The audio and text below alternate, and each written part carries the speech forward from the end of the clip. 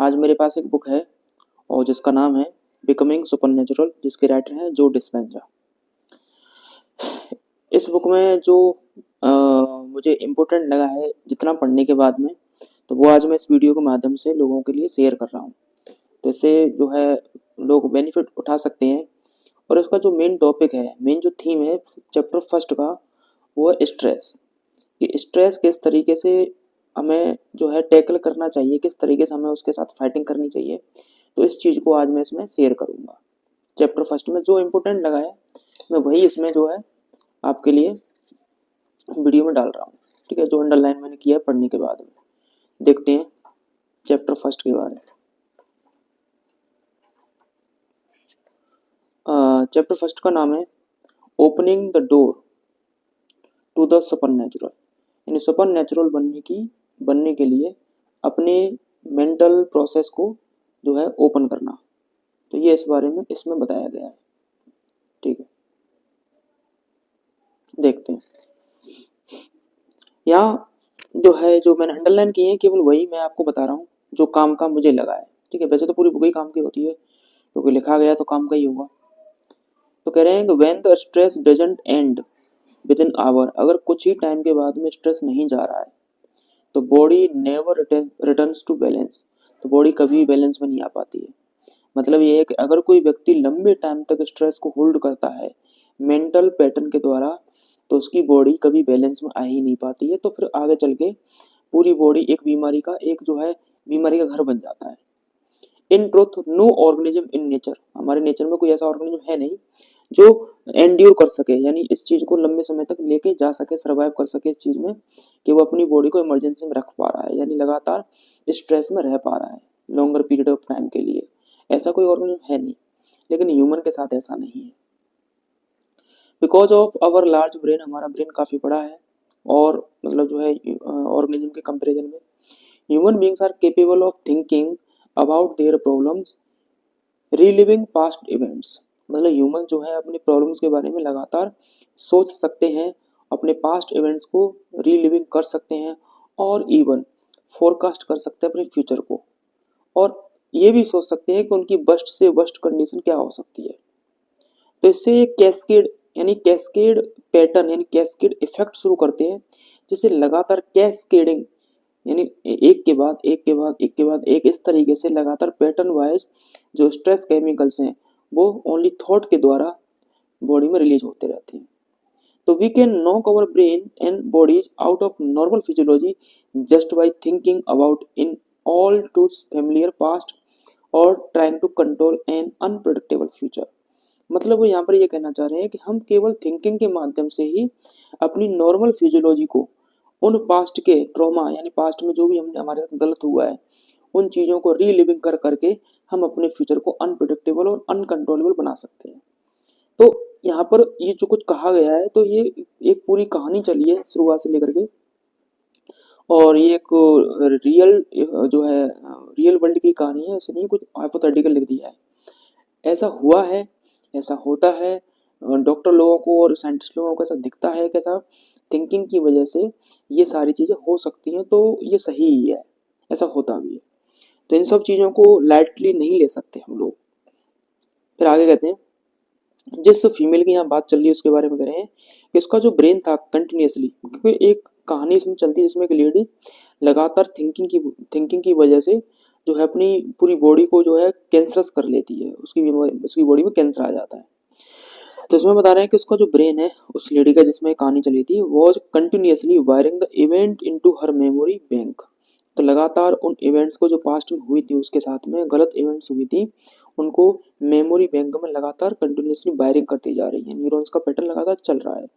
और उसकी जो बॉडी है इमोशनली एक्सपीरियंस कर रही था same chemicals from the past at least 100 times as each day, यानी पर डे कई सैकड़ों बार उसके साथ वही केमिकल्स लगातार बॉडी में रिलीज हो रहा है और वही घटनाएं इमोशनली वो एक्सपीरियंस कर रही है लगातार सेम सेम चीज को जो गलत हुआ था।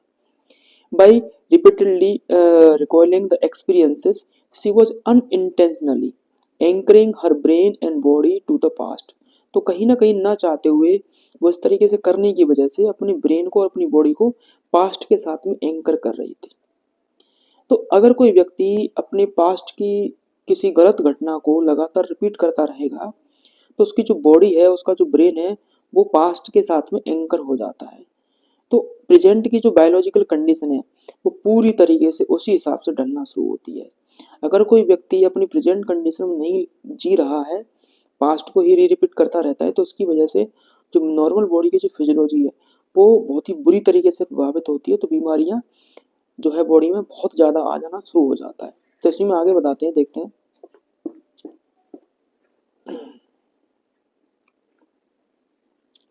क्या कहते हैं, that's how our past becomes our biology. तो इस तरीके से हमारा जो पास्ट है वो हमारी बायोलॉजी बन जाता है। बायोलॉजी मतलब बॉडी में उसके रियल इफेक्ट दिखाई देना शुरू हो जाते हैं। In other words, when we experience a traumatic event we tend to think neurologically within the circuitry of that experience. तो लगातार हम एक सर्किट पाथवे में न्यूरोलॉजिकली चीज़ों को सोचते रहते हैं अगर हमारे साथ कोई ट्रॉमेटिक इवेंट हुआ होता है तो। And we tend to feel chemically within the boundaries of the emotions. तो लिमिटेड इमोशंस के साथ में और कुछ केमिकल्स को बॉडी में लगातार सीक्रेट कराते रहते हैं, जिसकी वजह से हम लोग वही चीज़ें सोचते हैं, वही चीज़ें फील करते हैं, और आगे चल के हमारी जो बॉडी है, हमारा जो माइंड है, हमारा जो टाइम है, वो मतलब बॉडी के लेवल पर देखा जाए तो यहाँ कहते हैं कि body becomes biologically stuck in the past. और ये बहुत ही मतलब टेरिबल कंडीशन होती है अगर कोई व्यक्ति अपने साथ ऐसा कर रहा है तो कहीं ना कहीं ऐसा हो रहा है तो हम अपने ही इस कंडीशन की वजह से अपने ही दुश्मन बन जाते हैं। और ऐसी स्थिति में तो व्यक्ति के लिए दवाइयां भी काम नहीं करती हैं। ठीक है, तो आगे देखते हैं आगे को और क्या काम की बात है इसमें। देखो,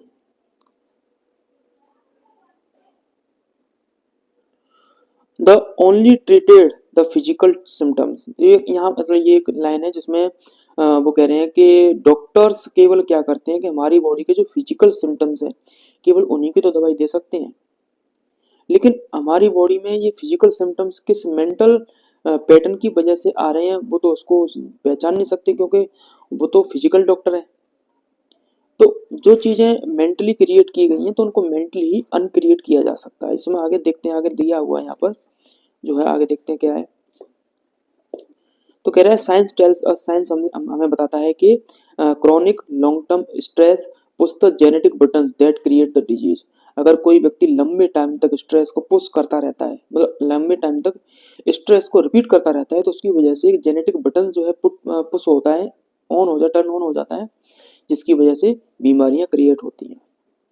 तो कहीं ना कहीं हम अपने थिंकिंग पैटर्न की वजह से ही इन सब चीज़ों को क्रिएट कर रहे हैं। और जो व्यक्ति इस बात को बता रहा है वो खुद बायोलॉजिस्ट है और साइंटिस्ट है, तो साइंस भी इस बात को कह ही रही है आखिरकार।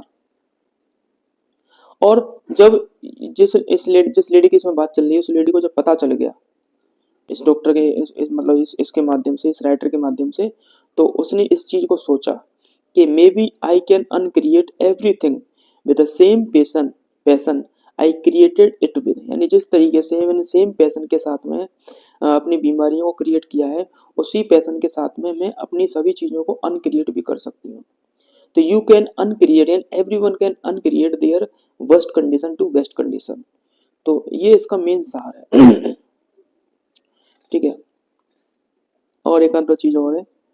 और उसने फिर समझ लिया, यानी व्यक्ति को ये समझ लेना चाहिए कि जो है any one should not experience slip bye there awareness. यानी किसी भी व्यक्ति को अपनी अवेयरनेस से जो स्लिपनेस है वो एक्सपीरियंस, यानी वो उस एक्सपीरियंस को नहीं करना चाहिए, यानी एक्सेप्ट नहीं करना चाहिए।